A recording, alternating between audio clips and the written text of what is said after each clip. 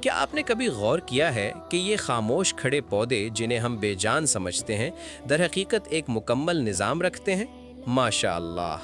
قرآن مجید ہمیں ایک حیران کن حقیقت کی طرف متوجہ کرتا ہے۔ سبحان الذی خلق الازواج کلھا مما تنبت الارض، سورۃ یاسین 36:36۔ یعنی زمین سے اگنے والی ہر چیز میں جوڑے بنائے گئے۔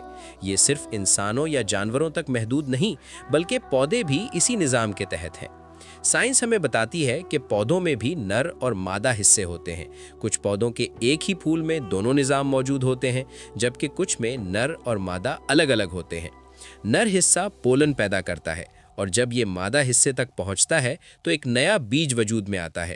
یعنی ایک خاموش عمل، مگر اس کے پیچھے ایک مکمل اور حیران کن نظام کام کر رہا ہے۔ سوچئے، جو چیز ہمیں ساکت اور سادہ نظر آتی ہے، اس کے اندر بھی زندگی، ترتیب اور حکمت موجود ہے۔ یہ سب کچھ خود بخود نہیں ہو سکتا، یہ ایک مکمل نظام ہے، ایک منصوبہ ہے، ایک قدرت ہے۔